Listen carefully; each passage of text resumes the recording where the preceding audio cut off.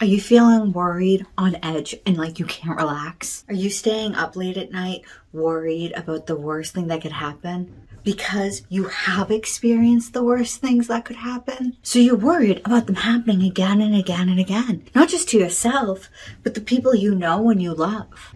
These terrible things just keep playing out in your mind over and over and over again. And sometimes you're so overwhelmed that the only thing you can do is withdraw from everyone else. It's taken a huge hit on your self-esteem. You feel awful all the time, second-guessing yourself, not trusting your own judgment, and just feeling generally awful about yourself. All of these things might sound like anxiety or depression, but they could be a sign of something else. Stay tuned through the end of the video so you can find out what these might be a sign of and what you can do about it. My name is Cassie McCarthy and I'm a licensed therapist in Massachusetts.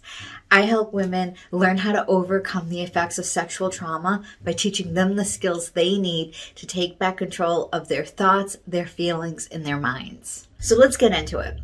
People call me all the time telling me they think that they have anxiety or that they have depression or that they just have really low self-esteem.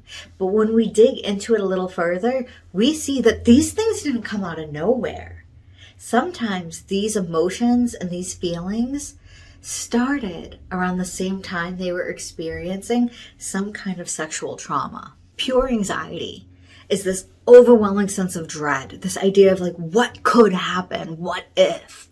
But if someone's experienced trauma, they might think they have anxiety, but really what they're doing is being on the lookout to never let that bad thing happen again. You see, when we experience something traumatic, painful, or overwhelming, our brain is kind of like, nope, nope, nope, don't like that, don't want that, never again. So it starts playing out scenes of how you can prevent bad things from happening. But they're based off of you haven't gone through a bad thing already. When that happens, it's not pure anxiety. That's a traumatic reaction. If you've gone through something traumatic or painful, you might begin to feel withdrawn. But is it because you're experiencing depression?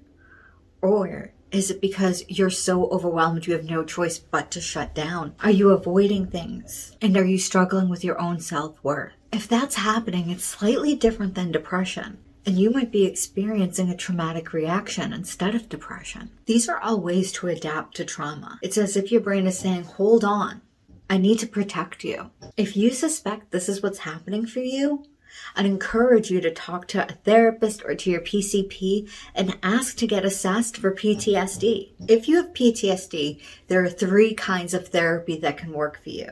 And if you want to learn more about them, hit the subscribe button because I'll be posting a video within the next week describing those 3 kinds of therapy.